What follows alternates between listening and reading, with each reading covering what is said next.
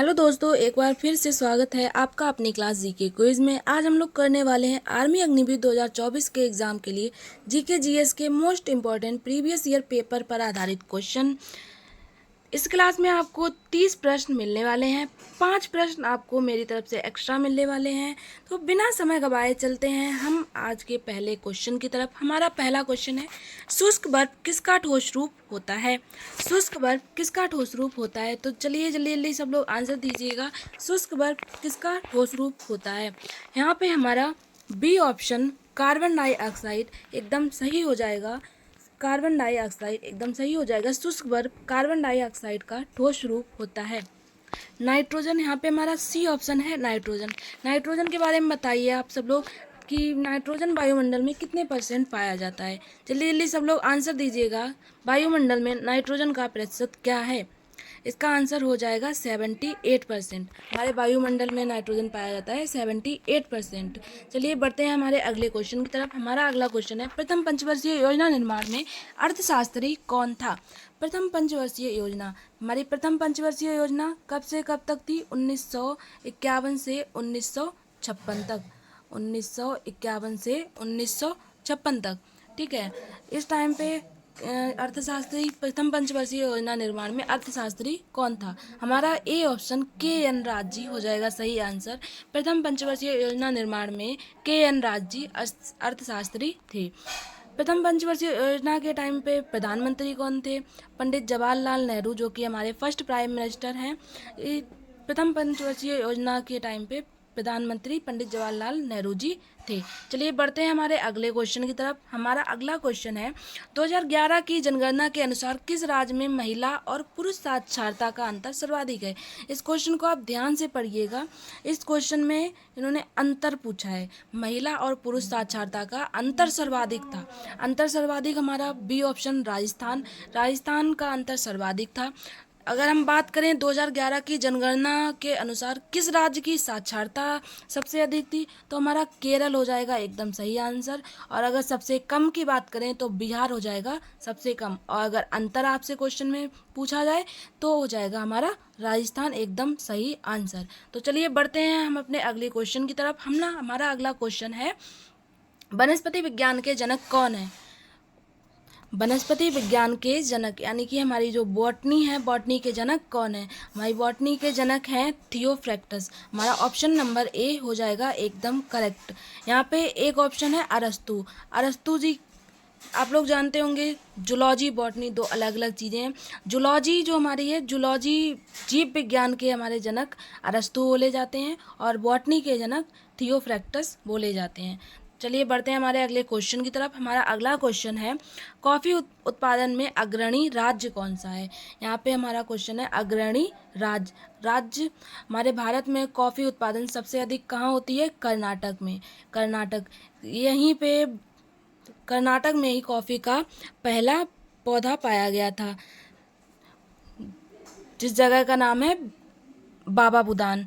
कर्नाटक के बाबा बुदान में कॉफ़ी का पहला पौधा पाया गया था। अगर हम बात करें कि विश्व में सबसे अधिक कॉफ़ी, तो हम लोग जानते हैं ब्राज़ील। विश्व में सबसे अधिक कॉफ़ी ब्राज़ील में पाई जाती है। उम्मीद करती हूँ आपको क्वेश्चन समझ में आया होगा। चलिए बढ़ते हैं हमारे अगले क्वेश्चन की तरफ। हमारा अगला क्वेश्चन है, मोरारजी देसाई की समाधि स्थल का नाम क्या है? मोरारजी देसाई की समाधि स्थल का नाम क्या है? यहाँ पे पहले तो हम पहला ऑप्शन देखते हैं विजय घाट। विजय घाट किसकी समाधि स्थल का नाम है? लाल बहादुर शास्त्री जी की समाधि स्थल को विजय घाट बोलते हैं। शक्ति घाट, इंदिरा गांधी जी की समाधि स्थल को शक्ति घाट बोलते हैं। और चैत्य भूमि डॉक्टर भीमराव अंबेडकर जी की समाधि स्थल को चैत्य भूमि कहते हैं। हमारा सी ऑप्शन हो जाएगा एकदम सही, अभय घाट। मोरारजी देसाई जी की समाधि स्थल का नाम अभय घाट है। और मोरारजी देसाई के समय में सबसे ज़्यादा बार बजट पेश किया गया था। ये बात आप लोग नोट कर लीजिएगा, मोस्ट इम्पॉर्टेंट क्वेश्चन है ये। चलिए बढ़ते हैं हमारे अगले क्वेश्चन की तरफ। हमारा अगला क्वेश्चन है, किंग ऑफ क्ले कोर्ट किस खिलाड़ी को कहते हैं? किंग ऑफ क्ले कोर्ट किस खिलाड़ी को कहते हैं? इस क्वेश्चन का आंसर हो जाएगा option number B Rafael Nadal. Rafael Nadal को किंग ऑफ क्ले कोर्ट कहते हैं। क्ले, जो हमारी गीली मिट्टी होती है उसको हम क्ले बोलते हैं। और क्ले कोर्ट पे कौन सा ओपन खेला जाता है? जो हमारा फ्रेंच ओपन है वो क्ले कोर्ट पे खेला जाता है। उम्मीद है आपको क्वेश्चन समझ में आया होगा। बढ़ते हैं हमारे अगले क्वेश्चन की तरफ। हमारा अगला क्वेश्चन है, हड़प्पा के खोजकर्ता कौन थे? हड़प्पा के खोजकर्ता कौन थे? जल्दी जल्दी सब लोग आंसर दीजिएगा कि हड़प्पा के खोजकर्ता कौन थे।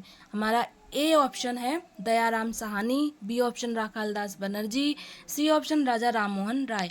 तो हमारा पहला ऑप्शन ए ऑप्शन हो जाएगा सही, दयाराम साहनी जी। हड़प्पा स्थल के जो खोज करता है वो दयाराम साहनी है। और जो राखालदास बनर्जी हैं, इन्होंने किसकी खोज की थी? मोहनजोदड़ो की। जो हड़प्पा सभ्यता में मोहनजोदड़ो स्थान था उसकी खोज राखालदास बनर्जी जी ने की थी। चलिए बढ़ते हैं हमारे अगले क्वेश्चन की तरफ। हमारा अगला क्वेश्चन है, ब्रह्म समाज के संस्थापक कौन थे? ब्रह्म समाज के संस्थापक कौन थे? इसका हमारा आंसर हो जाएगा राजा राममोहन राय जी। इस क्वेश्चन का आंसर हमारा सी ऑप्शन हो जाएगा एकदम सही, राजा राममोहन राय। यहाँ पे ए ऑप्शन है हमारा स्वामी दयानंद सरस्वती जी। दयानंद सरस्वती जी ने किस समाज की स्थापना की थी? आर्य समाज के जो संस्थापक हैं, आर्य समाज के संस्थापक दयानंद सरस्वती जी हैं। और राधाकांत जी, राजा धर्म समाज के जो संस्थापक हैं वो राधाकांत जी हैं। ठीक है, उम्मीद है आपको ये क्वेश्चन समझ में आया होगा। बढ़ते हैं हमारे अगले क्वेश्चन। नोबेल पुरस्कार पाने वाले प्रथम भारतीय कौन थे? नोबेल पुरस्कार की शुरुआत कब हुई? 1901 से। 1901 से नोबेल पुरस्कार की शुरुआत हुई। 1913 में प्रथम भारतीय 1913 में प्रथम भारतीय को नोबेल पुरस्कार दिया गया था, जो कि थे रविंद्रनाथ टैगोर जी। जो कि है हमारा बी ऑप्शन एकदम करेक्ट हो जाएगा। रविंद्रनाथ टैगोर जी को 1913 में नोबेल पुरस्कार दिया गया था, जो नोबेल पुरस्कार पाने वाले प्रथम भारतीय थे। इनको पुरस्कार दिया गया था गीतांजलि के लिए। यहाँ पे बात करें हम मदर टेरेसा, प्रथम भारतीय महिला थी जिन्हें नोबेल पुरस्कार दिया गया था। अभिजीत बनर्जी जी, जिन्हें हाल ही में 2019 का, जो कि प्रेजेंट टाइम पे अंतिम भारतीय हम कह सकते हैं, 2019 का नोबेल पुरस्कार अभिजीत बनर्जी जी को दिया गया था। चलिए बढ़ते हैं हमारे अगले क्वेश्चन की तरफ। हमारा अगला क्वेश्चन है, ऑस्कर अवार्ड पाने वाले प्रथम भारतीय कौन थे? ऑस्कर अवार्ड पाने वाले प्रथम भारतीय कौन थे? चलिए जल्दी जल्दी सब लोग आंसर दीजिएगा कि ऑस्कर अवार्ड पाने वाले प्रथम भारतीय कौन थे। यहाँ पे हमारा बी ऑप्शन हो जाएगा एकदम करेक्ट, भानु अथैया। भानु अथैया जी को ऑस्कर अवार्ड मिला था, जो कि था गांधी फिल्म के लिए, जो कि उनको मिला था गांधी फिल्म के लिए। और उसमें भी कॉस्ट्यूम डिजाइनिंग के लिए उनको ऑस्कर अवार्ड दिया गया था। भानु अथैया जी को कॉस्ट्यूम डिजाइनिंग के लिए अवार्ड मिला था, जो कि मिला था 1983 में। डेट और नोट कर लेना। 1983 में गांधी फिल्म में कॉस्ट्यूम डिजाइनिंग के लिए भानु अथैया जी को पहला ऑस्कर अवार्ड मिला था। चलिए बढ़ते हैं हमारे अगले क्वेश्चन की तरफ। हमारा अगला क्वेश्चन है, भारत में न्यूनतम जनसंख्या कहाँ पाई जाती है? भारत में न्यूनतम जनसंख्या कहाँ पाई जाती है? जल्दी जल्दी सब लोग आंसर दीजिएगा। हमारा पहला ऑप्शन है सिक्किम, दूसरा ऑप्शन है लक्षद्वीप, तीसरा ऑप्शन है केरल और चौथा ऑप्शन है गोवा। तो यहाँ पे हमारा पहला ऑप्शन नंबर ए हो जाएगा एकदम करेक्ट, सिक्किम। सिक्किम में सबसे न्यूनतम जनसंख्या पाई जाती है। चलिए बढ़ते हैं हमारे अगले क्वेश्चन की तरफ। हमारा अगला क्वेश्चन है, निम्नलिखित में से किसने इलेक्ट्रॉन का आविष्कार किया? निम्नलिखित में से किसने इलेक्ट्रॉन का आविष्कार किया? चलिए जल्दी सब लोग आंसर दीजिए। यहाँ पे जॉन डाल्टन, जो कि हम जानते हैं परमाणु सिद्धांत की खोज करने वाले कौन थे? जॉन डाल्टन थे। और जेम्स चैडविक, यहाँ पे जेम्स चैडविक ने किसकी? न्यूट्रॉन की खोज की थी। और रदरफोर्ड ने प्रोटॉन की। यहाँ पे हमारे जे थॉमसन जी ने इलेक्ट्रॉन की खोज की थी। जे थॉमसन एकदम राइट आंसर हो जाएगा। चलिए बढ़ते हैं हमारे अगले क्वेश्चन की तरफ। हमारा अगला क्वेश्चन है, भारत में राष्ट्रीयकृत बैंकों की संख्या कितनी है? भारत में राष्ट्रीयकृत बैंकों की संख्या है यहाँ पे हमारा कितनी है? 12 है। हमारा ए ऑप्शन है एकदम सही। भारत में राष्ट्रीयकृत बैंकों की संख्या 12 है। और पहली राष्ट्रीयकृत बैंक की कौन सी थी? इंपीरियल बैंक, जिसका नाम बदल के अब हो गया है SBI। चलिए बढ़ते हैं हमारे अगले क्वेश्चन की तरफ। उम्मीद है आपको समझ में आ रहे होंगे। चलिए सब लोग क्लास को लाइक कीजिए एंड सब्सक्राइब कीजिए। बढ़ते हैं हमारे अगले क्वेश्चन की तरफ। हमारा अगला क्वेश्चन है, भारत में योजना आयोग का गठन किस वर्ष किया गया था? भारत में योजना आयोग का गठन किस वर्ष किया गया था? यहाँ पे हमारे चारों ऑप्शन बहुत ही अच्छे हैं, सब लोग ध्यान से देखिएगा। हम यहाँ पे हमारे चारों ऑप्शन बहुत ही अच्छे हैं। 13 अप्रैल 1919, हम लोग जानते हैं जलियांवाला बाग हत्याकांड कब हुई थी? 13 अप्रैल 1919। 15 मार्च 1950, 15 मार्च 1950। फिर उसके बाद 1 जनवरी 2015, 22 जनवरी 2015। 22 जनवरी 2015 हम लोग जानते हैं बेटी बचाओ बेटी पढ़ाओ योजना की शुरुआत हुई थी 22 जनवरी 2015। कहाँ से हुई थी? पानीपत हरियाणा से। पानीपत हरियाणा से हुई थी बेटी बचाओ बेटी पढ़ाओ योजना की शुरुआत। 1 जनवरी 2015 और 15 मार्च 1950। 15 मार्च 1950 को हमारा भारत में योजना आयोग का गठन किया था, जो बाद में बदल के कब 1 जनवरी 2015 को जिसको नीति आयोग बना दिया गया था। योजना आयोग को आगे चल के क्या बना दिया गया था? नीति आयोग। तो हमारा योजना आयोग का गठन 15 मार्च 1950, वही आगे चल के बना जाके हमारा नीति आयोग 1 जनवरी 2015 को, जिसे नीति आयोग बना दिया गया था। और हमारे नीति आयोग के जो अध्यक्ष हैं वो कौन होते हैं? हमारे प्रधानमंत्री। जो हमारे भारत के प्रधानमंत्री प्राइम मिनिस्टर जी होंगे वो हमारे नीति आयोग के अध्यक्ष होंगे। चलिए बढ़ते हैं हमारे अगले क्वेश्चन की तरफ। हमारा अगला क्वेश्चन है, कैबिनेट मिशन भारत कब आया? कैबिनेट मिशन भारत कब आया? तो इसका आंसर हमारा हो जाएगा 1946। 1946 में कैबिनेट मिशन भारत आया। चलिए बढ़ते हैं हमारे अगले क्वेश्चन की तरफ। हमारा अगला क्वेश्चन है, भारत का पहला भारतीय गवर्नर जनरल कौन था? भारत का पहला भारतीय गवर्नर जनरल कौन था? यहाँ पे ध्यान से देखिएगा, पहला भारतीय बोला है। भारत का पहला भारतीय गवर्नर जनरल कौन था? जो कि हमारे थे सी राजगोपालाचारी। सी राजगोपालाचारी। अगर यहाँ पे पूछे कि पहला गवर्नर पहला स्वतंत्र भारत का पहला गवर्नर जनरल, तो वो हो जाएगा लॉर्ड माउंटबेटन। इसका आंसर हो जाता लॉर्ड माउंटबेटन। लेकिन यहाँ पे भारतीय गवर्नर जनरल तो हमारे हो जाएंगे सी राजगोपालाचारी। और जवाहरलाल नेहरू आप लोग जानते ही हैं, भारत के पहले प्राइम मिनिस्टर। चलिए बढ़ते हैं हमारे अगले क्वेश्चन की तरफ। हमारा अगला क्वेश्चन हो जाएगा, कांग्रेस की पहली महिला अध्यक्ष कौन थी? कांग्रेस की पहली महिला अध्यक्ष। यहाँ पे देखिए बहुत ही अच्छा क्वेश्चन है। कांग्रेस की पहली महिला अध्यक्ष कौन थी? यहाँ पे इंदिरा गांधी। इंदिरा गांधी के बारे में जानते हैं, पहली महिला प्रधानमंत्री जो थी, फर्स्ट महिला प्रधानमंत्री कौन थी? इंदिरा गांधी, जो कब बनी? 1966 में। ठीक है। फिर यहाँ पे एनी बेसेंट। एनी बेसेंट हमारा एकदम राइट आंसर हो जाएगा। कांग्रेस की पहली महिला अध्यक्ष एनी बेसेंट थी। अगर हम बात करें पहली भारतीय महिला, वो कौन थी? हमारी जो कांग्रेस की पहली भारतीय महिला वो थी सरोजनी नायडू जी। कांग्रेस की अगर पहली भारतीय महिला की बात करेंगे तो हमारा आंसर हो जाएगा सरोजनी नायडू जी।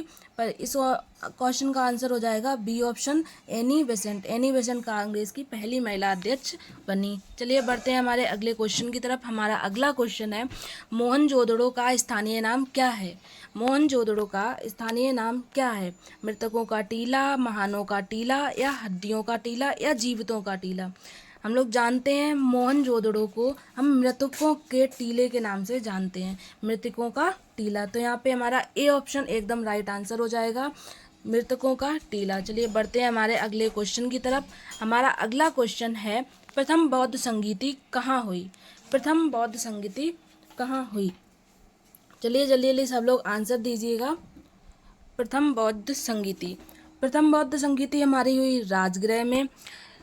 और अगर हम बात करें द्वितीय बौद्ध संगीति तो वो ही हमारी वैशाली। तृतीय पाटलिपुत्र जो कि अब पटना के नाम से जानी जाती है। और चौथी बौद्ध संगीति हमारी कुंडलवन, कश्मीर, जिसे हम अब कश्मीर के नाम से जानते हैं, वहाँ हुई थी। ठीक है। तो इस यहाँ पे हमारा इस प्रश्न का आंसर सही हो जाएगा राजगृह। पहली बौद्ध संगीति हमारी कहाँ हुई? राजगृह। ठीक है। तो चलिए बढ़ते हैं हमारे अगले क्वेश्चन की तरफ। हमारा अगला क्वेश्चन है, विश्व का सबसे छोटा पक्षी कौन सा है? विश्व का सबसे छोटा पक्षी कौन सा है? जल्दी जल्दी सब लोग आंसर दीजिए। विश्व का सबसे छोटा पक्षी कौन सा है? यहाँ पे हमारा सी ऑप्शन है गुंजन पक्षी। जो गुंजन पक्षी है वो विश्व का सबसे छोटा पक्षी है, जिसे हम हमिंग बर्ड के नाम से भी जानते हैं। यहाँ पे मेरी राइटिंग पे मत जाइएगा, मेरा पेन नहीं सही चल रहा है। हमिंग बर्ड को हम गुंजन पक्षी के नाम से जानते हैं, ठीक है। तो यहाँ पे हमारा सी ऑप्शन एकदम सही हो जाएगा, गुंजन पक्षी। चलिए बढ़ते हैं हमारे अगले क्वेश्चन की तरफ। हमारा अगला क्वेश्चन है, चंद्रगुप्त मौर्य का पुत्र कौन था? चंद्रगुप्त मौर्य का पुत्र कौन था? बिंबिसार, अशोक या बिंदुसार? यहाँ पे हमारा देखते हैं हम, हमारा सी ऑप्शन है बिंदुसार। तो हमारा सी ऑप्शन हो जाएगा एकदम सही, बिंदुसार चंद्रगुप्त मौर्य का पुत्र था। चलिए बढ़ते हैं हमारे अगले क्वेश्चन की तरफ। हमारा अगला क्वेश्चन है, सैयद वंश का संस्थापक कौन था? सैयद वंश का संस्थापक कौन था? सैयद वंश का संस्थापक कौन था? यहाँ पे हमारा एक ऑप्शन है रजिया सुल्तान। रजिया सुल्तान के बारे में हम लोग जानते हैं, ये पहली महिला शासिका और पहली मुस्लिम महिला शासिका, पहली महिला शासिका और पहली मुस्लिम महिला शासिका जो थी रजिया सुल्तान थी। खिलजी वंश के अंतिम शासक मुबारक शाह थे। खिलजी वंश के अंतिम शासक मुबारक शाह थे। और सैयद वंश के संस्थापक खिज्र खां। खिज्र खां को सैयद वंश का संस्थापक कहा जाता है। हमारा अगला क्वेश्चन है, महात्मा गांधी के गुरु कौन थे? महात्मा गांधी के गुरु कौन थे? हम लोग जानते हैं महात्मा गांधी के गुरु कौन थे? गोपाल कृष्ण गोखले जी महात्मा गांधी जी के गुरु थे। गोपाल कृष्ण गोखले जी को महात्मा गांधी के गुरु कहते हैं। और गोपाल कृष्ण गोखले जी के गुरु गुरु गोविंद रनारे, गुरु गोविंद रनारे जो थे गोपाल कृष्ण गोखले जी के गुरु थे। चलिए बढ़ते हैं हमारे अगले क्वेश्चन की तरफ। हमारा अगला क्वेश्चन है, बेटी बचाओ बेटी पढ़ाओ योजना कब शुरू हुई? मैंने अभी आपको पिछले क्वेश्चन में बताया था, बेटी बचाओ बेटी पढ़ाओ योजना कब शुरू हुई थी? ये योजना 22 जनवरी 2015 में, 22 जनवरी 2015 पानीपत हरियाणा से स्टार्ट हुई। पानीपत हरियाणा से स्टार्ट हुई बेटी बचाओ। मेरी राइटिंग पे मत जाइएगा, मैंने आपको पहले ही बताया मेरा पेन सही नहीं है। पानीपत हरियाणा से बेटी बचाओ बेटी पढ़ाओ योजना की शुरुआत हुई थी। चलिए बढ़ते हैं हमारे अगले क्वेश्चन की तरफ। हमारा अगला क्वेश्चन है, ओपेक का मुख्यालय कहाँ स्थित है? ओपेक का मुख्यालय कहाँ स्थित है? ओपेक का मुख्यालय वियना में स्थित है। ओपेक का मुख्यालय वियना में स्थित है। और वियना किसकी राजधानी है? वियना ऑस्ट्रिया की राजधानी है। ऑस्ट्रिया की राजधानी क्या है? वियना। जो हमारा ऑस्ट्रिया देश है इसकी राजधानी है वियना, ठीक है। यहाँ पे हमारा बी ऑप्शन एकदम सही हो जाएगा, हमारा एकदम सही ऑप्शन हो जाएगा वियना, ठीक है। यहाँ पे जिनेवा किसकी राजधानी? हमारी जो WHO है, WHO का मुख्यालय कहाँ पे है? जिनेवा। और ओपेक का मुख्यालय वियना, WHO का मुख्यालय जिनेवा। और ब्रुसेल्स में किसका मुख्यालय? जल्दी जल्दी सब लोग आंसर दीजिएगा। ब्रुसेल्स में किसका मुख्यालय स्थित है? जो हमारा यूरोपीय संघ है इसका मुख्यालय ब्रुसेल्स में है। और ज्यूरिक में किसका? फीफा का मुख्यालय कहाँ है? ज्यूरिक में। फीफा का मुख्यालय ज्यूरिक में है। चलिए बढ़ते हैं हमारे अगले क्वेश्चन की तरफ। उम्मीद है आपको क्लास पसंद आ रही होगी। जल्दी सब लोग लाइक एंड सब्सक्राइब कीजिएगा। बढ़ते हैं हमारे अगले क्वेश्चन। हमारा अगला क्वेश्चन है, The Race of My Life किसकी पुस्तक है? The Race of My Life किसकी पुस्तक है? यहाँ पे सुरेश रैना की पुस्तक का नाम क्या है? बिलीव। आपने पढ़ा होगा क्वेश्चन, बिलीव जो है सुरेश रैना की है, ठीक है यहाँ पे। और The Race of My Life किसकी पुस्तक है? जल्दी जल्दी आंसर दीजिए सब लोग। The Race of My Life किसकी पुस्तक है? मिल्खा सिंह। यहाँ पे हमारा बी ऑप्शन एकदम करेक्ट हो जाएगा। मिल्खा सिंह की पुस्तक का नाम है The Race of My Life. यहाँ पे डी ऑप्शन हमारा है अरुंधति रॉय। अरुंधति राय की एक फेमस बुक है, उसका नाम बताइए जल्दी जल्दी सब लोग। अरुंधति राय की कौन सी बुक है? The God of Small Thing. Arundhati Roy की पुस्तक का नाम है the God of Small Thing, ठीक है। बढ़ते हैं हमारे अगले क्वेश्चन की तरफ। हमारा अगला क्वेश्चन है, जैव विविधता दिवस कब मनाते हैं? जैव विविधता दिवस कब मनाते हैं? 22 मार्च, 22 अप्रैल या 22 मई? जल्दी जल्दी सब लोग आंसर दीजिएगा। जैव विविधता दिवस कब मनाते हैं? अभी जल्दी ये गया है निकल के, कब गया है? 22 मई। जैव विविधता दिवस मनाते हैं हम 22 मई। 22 मार्च को क्या मनाते हैं? जल दिवस। जो जल दिवस मनाते हैं वो 22 मार्च को। पृथ्वी दिवस मनाते हैं 22 अप्रैल को। और जैव विविधता दिवस मनाते हैं 22 मई को। हमारा सी ऑप्शन हो जाएगा एकदम करेक्ट। चलिए बढ़ते हैं हमारे अगले क्वेश्चन की तरफ। हमारा अगला क्वेश्चन है, भारत की प्रथम महिला शासक कौन थी? भारत की प्रथम महिला शासक कौन थी? मैंने अभी आपको थोड़ी देर पहले बताया, भारत की प्रथम महिला शासक रजिया सुल्तान। हमारा बी ऑप्शन एकदम करेक्ट। रजिया सुल्तान भारत की प्रथम महिला शासक थी। ठीक है, यहाँ पे हमारा पहला ऑप्शन है गुलबदन बेगम। गुलबदन बेगम के बारे में हम लोग क्या जानते हैं? जो गुलबदन बेगम थी वो बाबर की बेटी थी और हुमायूं की बहन, जिन्होंने हुमायूंनामा लिखा था। हुमायूंनामा किसने लिखा था? गुलबदन बेगम ने, जो कि किसकी? बाबर की बेटी थी और किसकी? हुमायूं की बहन, जिन्होंने हुमायूंनामा लिखा था। चलिए बढ़ते हैं हमारे अगले क्वेश्चन की तरफ। हमारा अगला क्वेश्चन है, भारत की सबसे लंबी नदी कौन सी है? जल्दी जल्दी बताइए सब लोग, भारत की सबसे लंबी नदी कौन सी है? भारत की सबसे लंबी नदी है गंगा, जिसकी लंबाई कितनी है? 2525 किलोमीटर। 2525 किलोमीटर है जिसकी लंबाई। हमारा बी ऑप्शन है एकदम करेक्ट आंसर। ब्रह्मपुत्र नदी की लंबाई कितनी है? 2880 किलोमीटर, लगभग 2900 किलोमीटर हम मान लेते हैं। दामोदर, बंगाल का शोक हम मानते हैं, बंगाल का शोक बोलते हैं दामोदर नदी को। गोदावरी, दक्षिण की गंगा हम किसको बोलते हैं? गोदावरी नदी को। चलिए बढ़ते हैं हमारे अगले क्वेश्चन की तरफ। हमारा अगला क्वेश्चन है, पृथ्वीराज रासो के रचयिता कौन है? पृथ्वीराज रासो के रचयिता कौन है? यहाँ पे हमारा ए ऑप्शन हो जाएगा एकदम करेक्ट, चंद्रबरदाई पृथ्वीराज रासो के रचयिता हैं। पृथ्वीराज रासो के रचयिता चंद्रबरदाई हैं। यहाँ पे हो जाएगा एकदम करेक्ट आंसर चंद्रबरदाई। ठीक है, चलिए बढ़ते हैं हमारे अगले क्वेश्चन की तरफ। यहाँ पे एक और ऑप्शन और है, दलपति विजय। हमारा जो सी ऑप्शन है दलपति विजय, ये भी एक बहुत ही नामित नाम है। इसके बारे में बताइए। इनकी एक रचना है जिसका नाम है खुमान रासो, जो कि काफ़ी चर्चित रचना है। खुमान रासो जो कि दलपति विजय के द्वारा लिखी गई थी। और जगनिक जो आलखंड हमारे यहाँ होता है, आलखंड बहुत ही मशहूर है, वो जगनिक के द्वारा लिखा गया था। चलिए बढ़ते हैं हमारे अगले क्वेश्चन की तरफ। हमारा अगला क्वेश्चन है, नागरिकता का प्रावधान संविधान के किस अनुच्छेद में वर्णित है? नागरिकता का प्रावधान किस अनुच्छेद में वर्णित है? ये जितने भी अनुच्छेद यहाँ पे लिखे हैं ये काफ़ी इम्पोर्टेंट अनुच्छेद लिखे हुए हैं।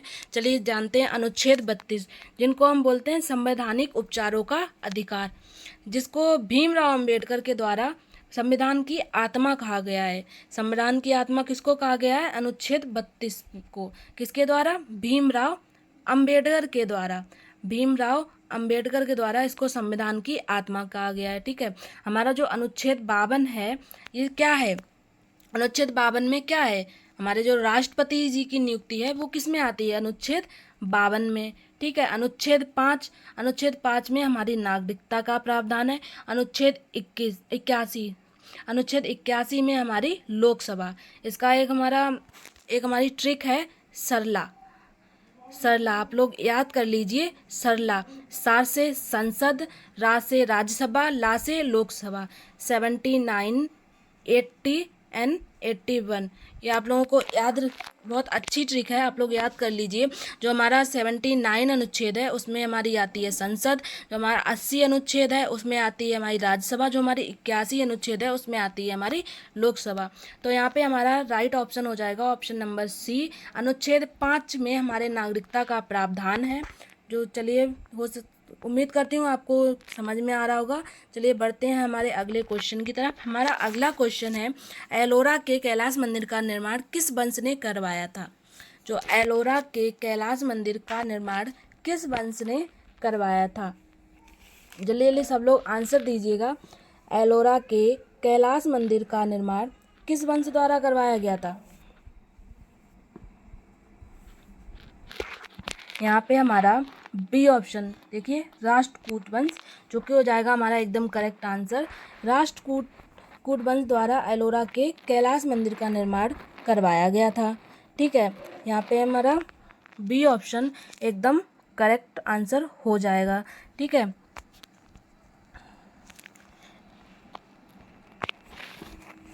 चलिए बढ़ते हैं हमारे अगले क्वेश्चन की तरफ। हमारा अगला क्वेश्चन है, किस अनुच्छेद के तहत मुख्यमंत्री की नियुक्ति की जाती है? किस अनुच्छेद के तहत मुख्यमंत्री की नियुक्ति की जाती है? यहाँ पे हमारा अनुच्छेद 164, हमारा जो बी ऑप्शन है वो एकदम सही है। अनुच्छेद 164 के तहत मुख्यमंत्री की नियुक्ति की जाती है। चलिए बढ़ते हैं हमारे अगले क्वेश्चन की तरफ। हमारा अगला और अंतिम क्वेश्चन है, किसे प्लास्टिक मनी कहा जाता है? प्लास्टिक मनी किसे कहा जाता है? यहाँ पे हमारा आप देख सकते हैं C option credit card. Credit card को प्लास्टिक मनी के नाम से भी जाना जाता है। एक जो हो जाएगा एकदम राइट आंसर। उम्मीद है आपको क्लास पसंद आई होगी। Thank you. और क्लास अच्छी लगी हो तो सब लोग लाइक एंड सब्सक्राइब कर दीजिएगा।